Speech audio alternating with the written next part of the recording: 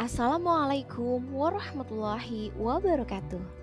Salam sehat, salam bahagia untuk kita semua. Perkenalkan, saya Puji Hartini, calon guru penggerak Angkatan 8 Jakarta Pusat. Pada kesempatan kali ini, saya ingin berbagi tentang mulai dari diri modul 2.1 berkenaan dengan memenuhi kebutuhan belajar murid melalui pembelajaran berdiferensiasi. Adapun pertanyaan pemantik pada modul 2.1 adalah bagaimana seorang guru dapat mengelola kelas dan memenuhi kebutuhan belajar murid-muridnya yang berbeda-beda. Untuk menjawab pertanyaan pemantik tadi, kita dapat melakukan refleksi secara individu. Adapun hal yang pertama, bayangkanlah kelas yang saat ini Anda ampu dengan segala keberagaman murid-murid Anda. Saya adalah guru tingkat SMP dengan mengampu mata pelajaran IPA. Saya memiliki murid yang beragam, mulai dari minat, bakat, kegemaran, profil belajar, lingkungan keluarga, pergaulan, sosial, ekonomi dan budaya, minat belajar, serta keragaman lainnya. Yang selanjutnya, apa yang telah Anda lakukan untuk melayani kemampuan murid yang berbeda? Apa yang Anda lakukan untuk membuat proses pembelajaran menjadi lebih mudah untuk murid Anda? Apakah ada perlakuan yang berbeda yang Anda lakukan? Jika ada, perlakuan seperti apa? Jika tidak ada, apa dampaknya terhadap murid Anda? Hal yang saya lakukan adalah pertama, melakukan asesmen diagnosis untuk mengetahui kemampuan awal peserta didik.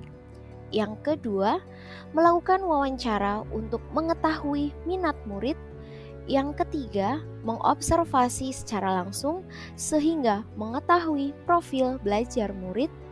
Yang keempat, menggunakan data hasil belajar untuk membuat rencana pembelajaran. Hal ini berkaitan dengan strategi dan model pembelajaran yang akan saya lakukan. Yang selanjutnya, melakukan penilaian berdasarkan kriteria tertentu. Dan yang terakhir, melakukan refleksi untuk perbaikan pembelajaran. Yang selanjutnya, hal yang saya lakukan untuk membuat proses pembelajaran menjadi lebih mudah untuk murid saya adalah menggunakan model pembelajaran, metode, sumber belajar yang bervariasi yang mampu mengakomodir kebutuhan belajar murid sehingga pembelajaran lebih menyenangkan serta tidak lupa melakukan penilaian afektif, kognitif, dan juga psikomotorik. Berdasarkan kebutuhan belajar murid, saya memberikan perlakuan yang berbeda terhadap murid saya. Misalnya, bagi siswa yang memiliki kemampuan cepat memahami, maka akan saya berikan beberapa materi tambahan untuk menambah dan mengembangkan kemampuan, pengetahuan, serta wawasannya. Yang kedua, bagi murid yang kurang mampu memahami dengan cepat, maka saya akan memberikan pendampingan lebih intens. Dan yang ketiga, jika siswa itu pemalu, maka saya akan mengajak untuk berani tampil di depan. Adapun dampak dari hal yang saya lakukan adalah murid memiliki kemampuan yang lebih baik dalam mengembangkan potensinya tanpa ada tekanan dan paksaan. Pertanyaan yang selanjutnya, sebutkan tantangan-tantangan yang Anda hadapi dalam proses pembelajaran di kelas yang disebabkan oleh keberagaman murid-murid Anda tersebut. Kemudian, tindakan-tindakan apa yang telah Anda lakukan untuk mengatasi tantangan-tantangan tersebut? Tantangan yang saya hadapi, yang pertama, penyusunan materi pembelajaran yang membutuhkan waktu lebih lama. Yang kedua, kegiatan pembelajaran di kelas relatif lebih lama dan terkadang siswa enggan menyudahi pembelajaran karena mereka asyik dengan konsep pembelajaran yang menyenangkan. Yang ketiga, target pencapaian materi harus selesai sehingga kadang pembelajaran kurang optimal. Adapun tindakan yang dilakukan untuk mengatasi tantangan tersebut adalah yang pertama, memberikan materi esensial dengan konteks kehidupan sehari-hari. Yang kedua, mengatur alokasi waktu pembelajaran. Hal ini berkaitan dengan pemilahan materi berdasarkan tingkat kesukaran materi. Dan yang ketiga, menyediakan sumber pembelajaran tambahan yang dapat diakses dari rumah, baik itu dalam bentuk buku, lembar kerja siswa, maupun video pembelajaran.